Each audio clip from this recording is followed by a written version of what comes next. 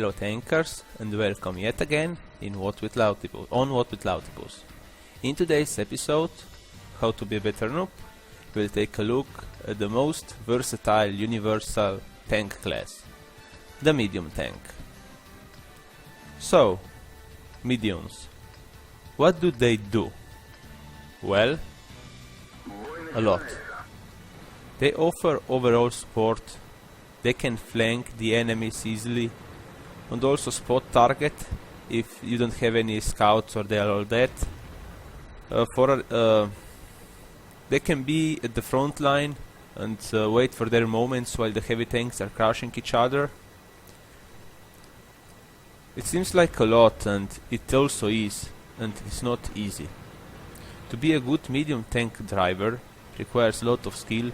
You have to pay attention to the battle development, to be where you need to be at the right time, map awareness, which is connected, knowing what the enemy tanks can do, but mostly knowing yours and your medium tank's limits. Not all medium tanks are the same. So medium tanks, if I had to describe them with one word, it would be capable. They tend to be quite agile and fast, but it can also be the opposite, at least in low tiers. I mean, low tiers you get everything mixed up. For example, the Valentine is a light tank, but it's not fast at all, you know, it's like slow as... I won't say the word. So,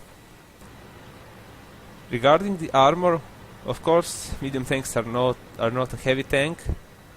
But you can bounce sometimes, but don't really count on it. It's more effect of luck than to judgment.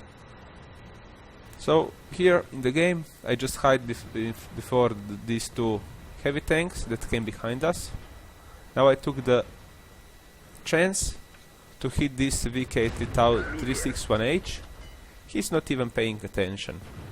And because we are playing World of Tanks, all of a sudden a M4 comes in front of me. You what, mate? Yeah.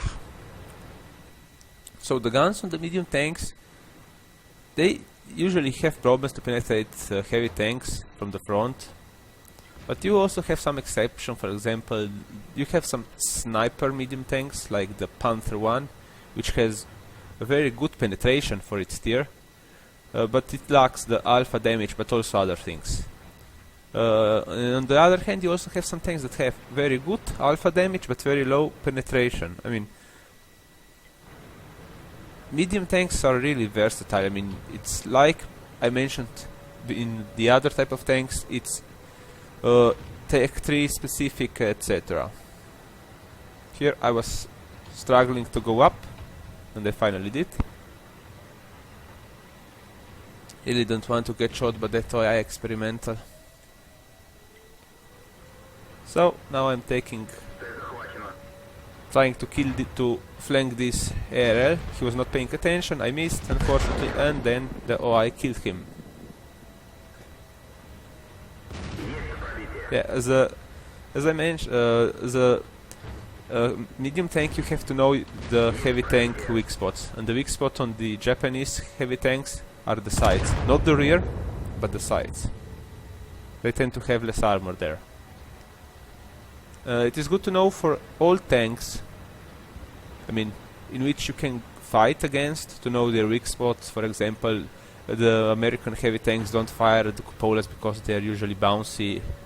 For example, the Germans try to hit the lower plate because it's a weak spot, etc., etc. You know, it's really essential for a good medium tank driver to know weak spots.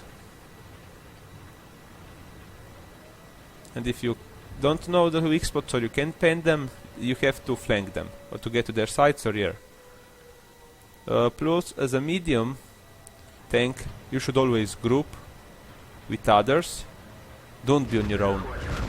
I mentioned already twice, I think, that strength is in numbers, but don't do lemming trains. So, as a medium, you have to think. Like now. I fired, I got hit in return, he can heal me with 2 shots.